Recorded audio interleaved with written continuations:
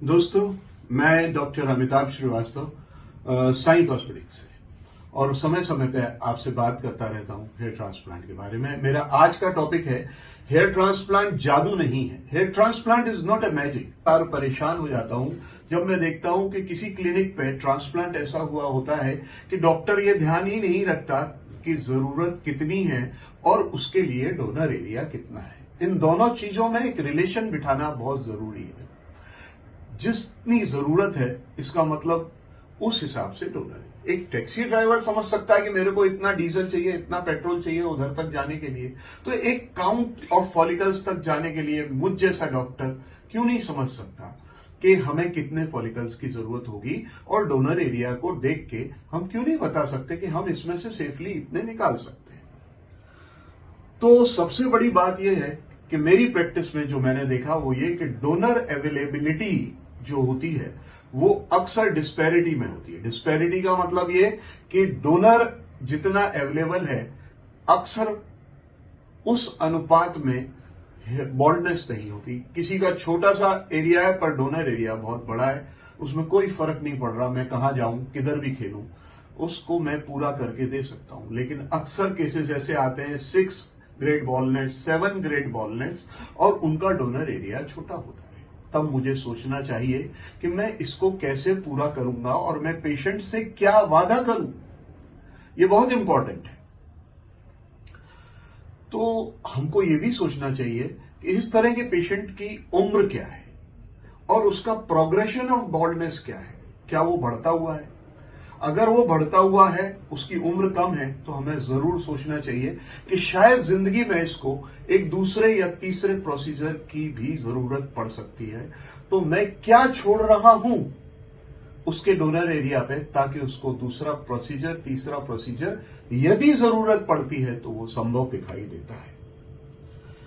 अगर डॉक्टर ने over harvesting कर दी तो फिर क्या होगा? आगे के लिए कुछ भी नहीं बचेगा। वो पेशेंट आगे के लिए गरीब हो जाएगा। वो कुछ भी नहीं होगा उसके पास जिससे कि कोई दूसरा तीसरा डॉक्टर या खुद मैं ही उसकी मदद कर सकूं।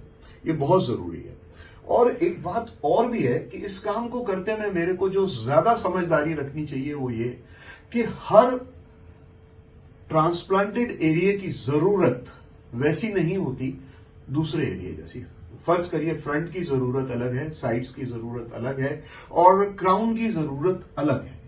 तो इस सब को अगर आप देखेंगे तारतम्य में तो आपको समझ में आएगा कि 35 बाल प्रति स्क्वायर सेंटीमीटर से लेके 75 बाल प्रति स्क्वायर सेंटीमीटर तक लेके डेंसिटी डॉक्टर आपको देता है।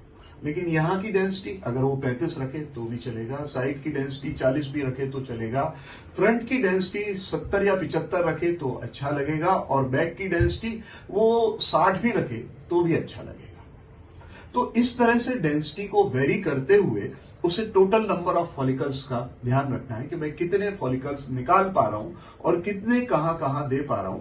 ये गणित उसको पहले ही अपने दिमाग में समझ लेना चाहिए।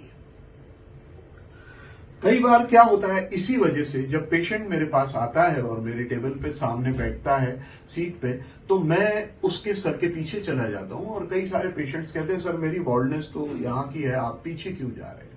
तो पीछे जाने से मेरा सबसे बड़ा आशय ये होता है कि मैं उसकी डोनर एरिया की हेल्थ देख लूं, डेंसिटी देख लूं, डायरेक्शन देख लूं, बालों की टाइप्स देख लूं, कितने बाल एनाजन फेस में है, कितने टेलोजन फेस में है, सेफ एरिया मेरे को कितना समझ में आ रहा है।